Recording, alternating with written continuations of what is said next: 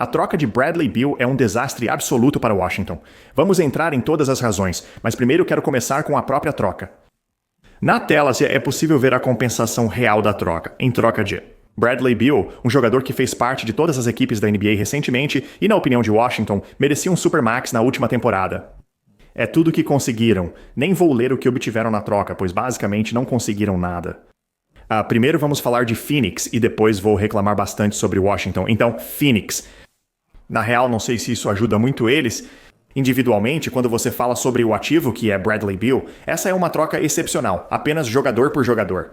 Você não leva em conta o contrato e o contexto. Está desistindo de um jogador, Chris Paul, que eles nem queriam realmente nesta temporada. Eles basicamente tentaram dispensá-lo. Foi relatado que ele quase foi dispensado. Eles realmente não se importavam muito com esse cara. Landry Shamet é bom, mas seu valor equivale a uma escolha de segunda rodada, alguns segundos e mais uma escolha. As trocas podem ser perigosas, mas quando você já está na posição em que Phoenix está, abrir mão de futuras escolhas de draft para um time como o Brooklyn, incluindo outras trocas, para conseguir um jogador do nível de Bradley Beal, não é um preço tão alto. O real problema é, isso melhora significativamente o elenco deles? Em parte, sim. Bradley Beal é superior a Chris Paul e Landry Shamet, sendo melhor do que esses dois jogadores combinados, estritamente falando. Desse ponto de vista, quando se trata de talento puro, isso melhora o elenco. Porém, o problema é que essa não é uma troca equivalente de talentos para o Phoenix. Essa é a equipe atual deles. Contam com esses três jogadores, além de Ayton, que pode ser transferido no futuro, e praticamente não tem mais ninguém.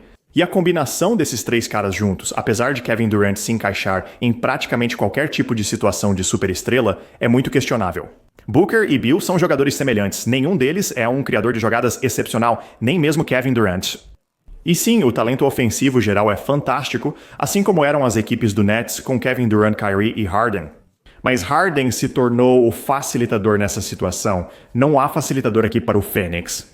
Do ponto de vista de ativos, eles praticamente não abriram mão de nada para conseguir Bradley Beal. Honestamente, estou chocado que nenhuma outra equipe na liga estivesse disposta a dar um pouco mais em troca de Bradley Beal.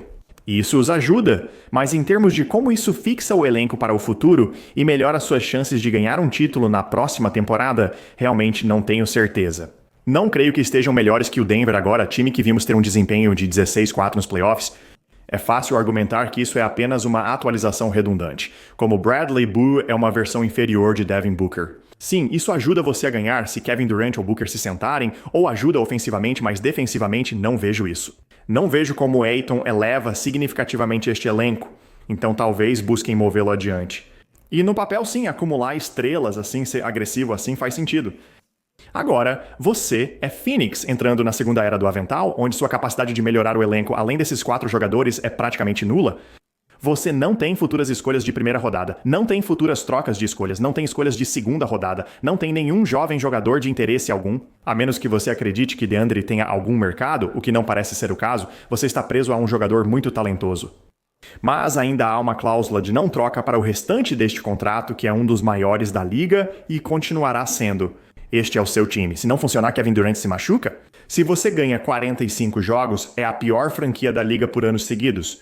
Isso, pra mim, tem ainda mais risco do que quando os Nets trouxeram você sabe, Kyrie, Kevin Durant e Harden por causa da idade do Kevin Durant. Ainda há vantagens, mas jogadores como Booker continuam evoluindo. Isso é comum em equipes que abriram mão de muitos recursos no passado. Agora não há mais nenhum ativo em movimento para Phoenix. Vamos falar sobre Washington. Há muitas coisas para discutir. Existem vários motivos para ficar chateado com isso se você é um fã de Washington. E eu vou tentar ser gentil com o atual escritório e as pessoas atualmente no comando. Porque não são todas as mesmas pessoas que tomaram as decisões que levaram a isso. Que levaram Bradley Beal a ir basicamente por nada, de novo. Um sujeito que citei antes merecia um contrato Supermax na visão da antiga matriz. Era alguém que integrou todas as equipes da NBA e que, anos atrás, teria sido muito valorizado em uma troca. Este pacote, da forma como está, não é necessariamente culpa deste escritório principal. Quero tentar ser gentil com isso. No entanto, no geral, como franquia, isso é tão mal gerenciado quanto qualquer equipe já gerenciou uma estrela, uma superestrela. Independentemente da sua opinião sobre a troca de Bradley Beal em termos de compensação recebida, esse é o pior cenário possível. Você passou de um cara que 2-3 temporadas atrás provavelmente teria conseguido vários primeiros futuros para você. Um jovem ativo interessante, como o que Donovan Mitchell conseguiu para Utah na última temporada, mas eles continuam repetindo a mesma estratégia. Eles não chegam aos playoffs há anos, não tem sido realmente uma equipe interessante há anos. Parte disso tem a ver com lesões, parte não, e então o motivo todo dessa compensação ser tão ruim quanto é por causa do contrato que eles deram a ele na última temporada. E claro, eu disse isso antes e repito agora. A cláusula de não troca pode ser a última vez que um jogador a recebe na história da NBA, podendo nunca mais existir.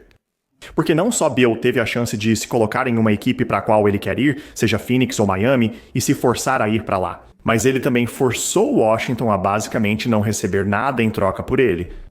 Porque ele queria que a equipe Phoenix estivesse o melhor possível quando ele chegasse lá.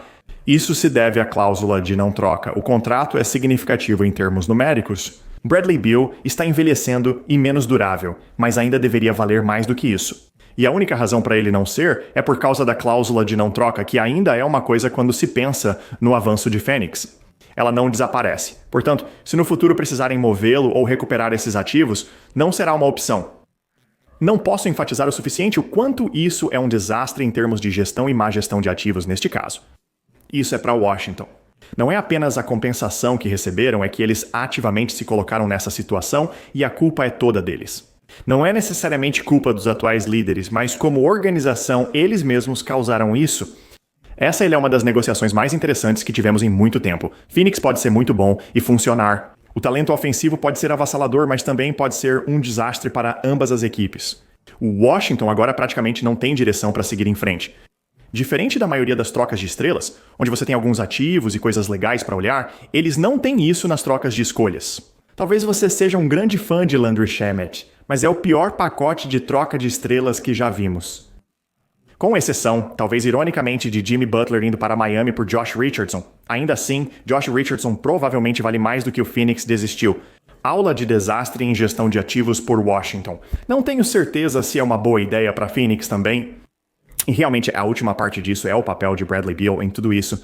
Ele tem conexões com a organização Suns e parece evidente que, apesar de algumas promessas feitas para Washington, acredito que ele foi sincero ao tentar vencer lá e gostou da experiência. O principal líder em Washington. Também parece evidente que, após obter o valioso contrato que aguardava e planejava, ele agiu de certa forma. Houve momentos em que ele assinou extensões, com a última temporada sendo a data-alvo para tentar conseguir um Supermax assim que ele estivesse elegível. E ele definitivamente maximizou, sabe, o que ele poderia conseguir em termos de contrato de Washington, e então, logo após conseguir esse grande negócio, pode ou não ter ganho, mas aceitava a transferência. Certamente a organização tem muita culpa pela cláusula de não troca. Por dar a ele o Supermax que nunca precisaram e por continuar se comprometendo com ele quando fazia mais sentido movê-lo anos atrás. Mas como fã dos Wizards, acho justo responsabilizar parcialmente o Beal também. Como eu disse, com algumas dessas conexões que ele tem com a organização Suns e o poder que essa cláusula de não troca deu a ele. Ele poderia ter usado isso apenas para chegar a uma equipe específica, mas foi além, usando-o também para garantir que Washington não recebesse muito em troca dele.